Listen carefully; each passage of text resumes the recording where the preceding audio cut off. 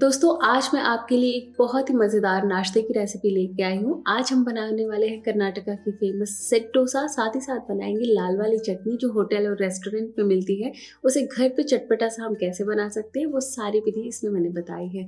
कम तेल कम मेहनत में एक हेल्दी नाश्ता अगर सुबह मिल जाए तो पूरा दिन बन जाता है। इसे आप ब्रेकफास्ट से लेके डिनर में बना सकते हैं, साथ ही साथ बच्चों के लंच बॉक्स में भी पैक कर सकते हैं। तो चलिए इस मज़ेदार सी रेसिपी को शुरू करते हैं। वीडियो पसंद आए तो इसे लाइक और चैनल को सब्सक्राइब ज़रूर करिएगा।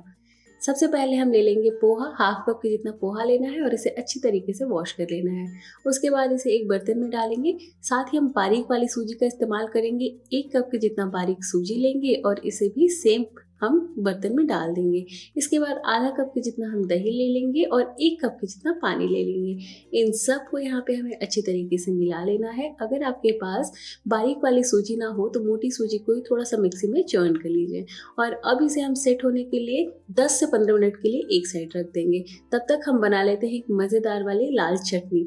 चटनी बनाने के लिए एक पैन में डालेंगे हम थोड़ा सा तेल, लगभग 1 चम्मच जितना, और यहाँ पे डाल देंगे हम थोड़ी सी उड़द की दाल, थोड़ी चने की दाल, साथ ही डालेंगे सरसों के दाने और डालेंगे यहाँ पे थोड़ा सा हींग। अब इन सब को अच्छे से पकाना है।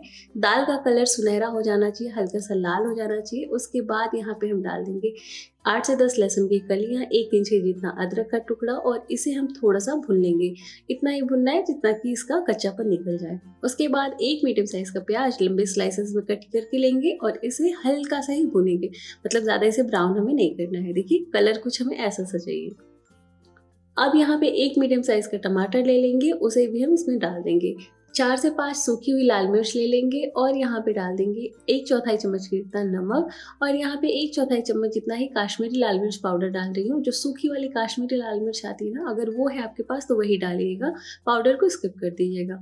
अब यहाँ पे सबको अच्छे से हम मिला देंगे और इसे हमें बहुत ज़्यादा भुनना नहीं है और ना ही इसमें बहुत सारे मसालों का इस्तेमाल करना है। अब हम यहाँ पे डालेंगे हरा धनिया, साथ ही डाल देंगे करी पत्ता। धनिया को मैंने बारीक कट नहीं किया है क्योंकि इन सब का हमें पेस्ट ही बनाना है, मतलब इसे हमें पीसना है। बस यहाँ पे अच्छे से मिलाएं और उसके बाद हम डालेंगे इसमें पानी, लगभग 1/4 कप के जितना यहाँ पे हम पानी डाल देंगे और धीमी आंच पे, लो टू मीडियम फ्लेम पे हम इसे 2 से 3 मिनट तक पकने देंगे। और 2 से 3 मिनट के बाद एक बार चेक करते हैं तो सारी चीज़ें अच्छे से पक गई हैं, सब चीज़ें अच्छे से सॉफ्ट भी हो गई हैं। आप जब टमाटर को इस तरीके से हल्के हाथों से प्रेस करेंगे ना, तो ये देखिए यहाँ पे ये ईजिली प्रेस हो रहा है। बस फ्लेम को यहाँ पे ऑफ करना है, ठंडा होने के बाद इसे बारीक पीस लेना है। और तब तक लगा लेंगे हम एक तड़का। तो 1 छोटा चम्मच जितना तेल ले लेंगे, उसके बाद डालेंगे 1 चुटकी की जितना हींग, साथ ही डाल देंगे यहाँ पे उड़द की दाल और चने की दाल, साथ ही डालेंगे सरसों के दाने और थोड़ा सा डालेंगे यहाँ पे करी पत्ता। इन सब को हमें अच्छी तरीके से पकाना है। फिर से दाल को सुनहरा होने तक हमें पका लेना है। और यहाँ पे आप चाहे तो सूखी हुई लाल मिर्च का इस्तेमाल कर सकते हैं, लेकिन लाल मिर्च ऑलरेडी चटनी में है इसलिए मैंने यहाँ पे तड़के में इस्तेमाल नहीं किया है। बस जब ये दाल हल्की सी सुनहरी हो जाए, फ्लेम को ऑफ करके हम चटनी में डाल देंगे। और यहाँ पे मैंने चटनी को एकदम बारीक सा पीस लिया है। तो एकदम होटल रेस्टोरेंट वाली जो चटनी मिलती है ना, वही हमने यहाँ पे घर पे बनाया है। अगर आप थोड़ा खट्टा ज़्यादा पसंद करते हो तो यहाँ पे चटनी को बनाते वक्त थोड़ा सा इमली भी डाल सकते हैं। तो लीजिए चटनी तो हो गई है हमारी तैयार। अब बनाते हैं इंस्टेंट डोसा। इसके लिए हम यहाँ पे चेक कर लेंगे तो सूजी हमारी अच्छे से फूल गई है।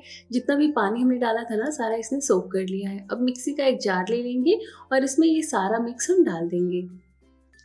तो ये बहुत ही आसान और क्विक सा नाश्ता बन के तैयार होता है। ना इसे फर्मेंट करने की ज़रूरत है, ना ही इसे घंटों रखने की। साथ ही 1/4 कप के जितना हम पानी डालेंगे और इसे बारीक पीस लेंगे।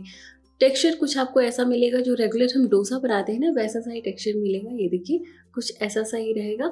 इसके बाद इसमें हम डालेंगे नमक, 1/4 चम्मच के जितना नमक डाल दीजिए। साथ ही डाल देंगे 1/4 चम्मच के जितना ही हम बेकिंग सोडा। अगर आपके पास बेकिंग सोडा नहीं है तो बेकिंग पाउडर आधा चम्मच जितना इस्तेमाल कर सकते हैं। अगर ये दोनों नहीं है तो आप इनो का इस्तेमाल कर सकते हैं, वो भी आधा चम्मच के जितना ही। तो ये क्या होगा ना, इससे इंस्टेंट डोसा बनेगा, हमें फर्मेंट के लिए रखना नहीं पड़ेगा। तवे को मीडियम फ्लेम पे अच्छे से पहले गरम कर लीजिए। उसके बाद ये जो मिक्स है ना, अच्छे से मिला लीजिए और अब फ्लेम को यहाँ पे लो कर देना है। और ये 1 से 1.5 कलछी की जितना आपको मिक्स डालना है तवे पे और हल्के हाथों से इसे फैलाना है, थोड़ा सा ही फैलाना है। ढकने के बाद इसे 2 से 3 मिनट तक हम पकाएंगे लो फ्लेम पे, या फिर तब तक पकाएंगे जब तक ऊपरी जो लेयर है वो ड्राई ना हो जाए। उसके बाद यहाँ पे थोड़ा सा ही 2 से 3 बूंद जितना तेल स्प्रिंकल करेंगे और अब हम इसे पलट देंगे। तेल का इस्तेमाल टोटली ऑप्शनल है, आप चाहे तो स्किप भी कर सकते हैं अगर आपको दूसरी साइड को अच्छे से सेकना नहीं है तो। वैसे भी आप खा सकते हैं, वो बिल्कुल भी कच्चा नहीं होता है। तो दोनों साइड से हमने इसे हल्का-सा सेका है और ये लीजिए हमारा जालीदार सेट डोसा बन के तैयार हो गया है। सेट डोसा हमेशा सॉफ्ट होता है, ये क्रिस्प नहीं होता है। तो यहाँ पे लाल वाली चटनी, साथ ही साथ हम ये गरमा-गरम सेट डोसा तैयार करके सर्व करेंगे तो हमारे जो घर वाले हैं ना वो खा के खुश हो जाएँगे। कम मेहनत और कम टाइम में बहुत ही टेस्टी और हेल्दी नाश्ता मैंने आपसे शेयर किया है और यहाँ पे ये देखिए ये बहुत ही सॉफ्ट है। आप इसे बच्चों के लंच बॉक्स में भी पैक कर सकते हैं, इसमें चाहे तो थोड़ी-सी सब्जियों को भी ऐड कर सकते हैं। तो कैसी लगी आपको मेरी ये रेसिपी मुझे कमेंट में ज़रूर बताइएगा और इस रेसिपी को ट्राई ज़रूर करिएगा। मिलते हैं एक नए रेसिपी में, तब तक के लिए stay fit, stay healthy. Thanks for watching my videos.